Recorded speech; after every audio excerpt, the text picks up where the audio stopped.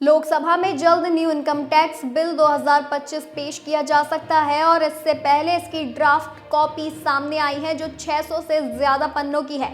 जैसा कि पहले अनुमान जाहिर किया जा रहा था कि पुराने इनकम टैक्स एक्ट के मुकाबले ये आसान भाषा में होगा और इसमें शामिल कई शब्दों को बदला या हटाया जाएगा। ड्राफ्ट में ये भी नजर आ रहा है अब फाइनेंशियल ईयर के पूरे 12 महीने को टैक्स ईयर कहा जाएगा, जबकि असेसमेंट ईयर शब्द का इस्तेमाल नहीं होगा। इसके अलावा ड्राफ्ट में स्टैंडर्ड डिडक्शन से लेकर कैपिटल गेन टैक्स के बारे में तस्वीर साफ की गई है। ये न्यू टैक्स बिल 1 अप्रैल 2026 से लागू होगा। 12 महीने तक की अवधि को एसटीसीजी माना जाएगा। 1 अप्रैल 2026 से नया बिल लागू करने का प्रस्ताव है। इक्विटी के लिए शॉर्ट टर्म कैपिटल गेन्स की अवधि में कोई बदलाव नहीं होगा। Short term capital gain tax की दर में कोई भी बदलाव नहीं होना है। फाइनेंशियल ईयर के पूरे 12 महीने को अब टैक्स ईयर कहा जाएगा।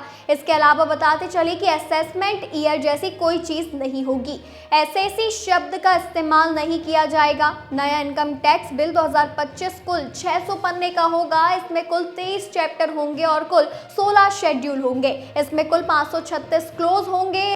वहीं पहले इसमें 298 सेक्शन होते थे। बता दें कि इससे पहले असेसमेंट ईयर, प्रीवियस ईयर और फाइनेंशियल ईयर 3 अलग अलग साल होते थे। इससे काफ़ी कंफ्यूजन होता था। इस कंफ्यूजन को दूर करने के लिए अब सिर्फ एक शब्द का इस्तेमाल होगा, उसका नाम है टैक्स ईयर। ये भारत के इतिहास का 6वां इनकम टैक्स बिल होगा। नया इनकम टैक्स एक्ट 1961 के इनकम टैक्स एक्ट की जगह लेगा। गौरतलब है कि कैपिटल गेन टैक्स के प्रावधान में बदलाव की बातें की जा रही थी, लेकिन नए इनकम टैक्स बिल को पढ़े तो उसमें लिखा हुआ है कि शॉर्ट टर्म कैपिटल गेन की अवधि 24 महीने होगी। उस 24 महीने की अवधि को लोग गलत समझ रहे थे। ये सेक्शन 101 के भाग ए में लिखा था। इसे लोग गलत तरीके से पढ़ रहे थे, जबकि उसी सेक्शन 101 के भाग बी जाएंगे तो यहाँ पर आपको लिखा मिलेगा कि इस सेक्शन में 24 महीने की जगह 12 महीने को पहले ही चुना जा चुका है, वहीं यहाँ पर लागू होगा।